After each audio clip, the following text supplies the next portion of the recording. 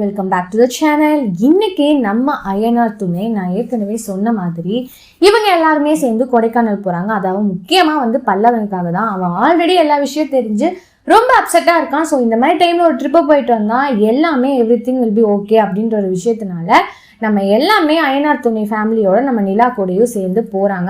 அந்த இடத்துல தான் பாத்தீங்கன்னா நிலாவோட ஃபேமிலியும் நிறைய விஷயங்கள் நம்ம பல்லவன், அதுக்கப்புறம் சேரன் சோழன், அதுக்கப்புறம் எல்லார் கூடயும் பாண்டியன், இந்த மாதிரி எல்லார் கூடயுமே சேர்ந்து ஒரு சின்ன சின்ன சங்கட்டங்கள் ஃபைட்ஸ் மாதிரி போகுது.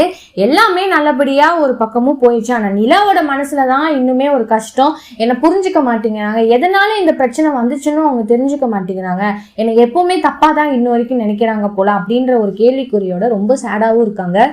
ஸோ இந்த ஆல்மோஸ்ட் இந்த ட்ரிப்பெல்லாம் முடிச்சு ரொம்ப ஹாப்பியாகவும் ஒரு பக்கம் இருந்தாலும் ஒரு பக்கம் சோகங்களோட நிறைந்து மறுபடியும் அவங்க வீட்டுக்கு போறாங்க. இதுக்கு இடையில நம்ம சோழன் அண்ட் நிலாவோட சூப்பரான ரொமான்டிக் சீன்ஸ்லாம் காட்டியிருப்பாங்க. என்னதான் நிலாவுக்கு இன்னுமே சோழன் மேல எதுவும் வரலனாலும் சோழனுக்கு அதிக அளவு பாசம் இருக்கு.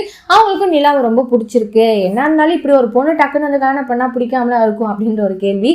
ஸோ நாளைக்கு கண்டிப்பா இந்த சீக்கிரமா நிலாவோட விஷயங்கள் சீக்கிரமா முடிஞ்சு அவங்க ஃபேமிலியோட மேபி மறுபடியும் பழைய நிலைமைக்கு போகலாம் அப்படின்ற ஒரு விஷயம். ஆனால் நிலா இன்னுமே சோழனை அவங்க ஹஸ்பண்டாவே ஏற்றுக்கல. ஸோ இந்த விஷயங்கள் கொஞ்சம் காம்ப்ளிமெண்ட்ரியா போகிறதுனால எபிசோடு கொஞ்சம் பரபரப்பாக போகுது. ஸோ இந்த எபிசோடு பற்றி நீங்கள் என்ன நினைக்கிறீங்க? மறக்காம லைக் பண்ணி ஷேர் பண்ணி கமெண்ட் பண்ணுங்க.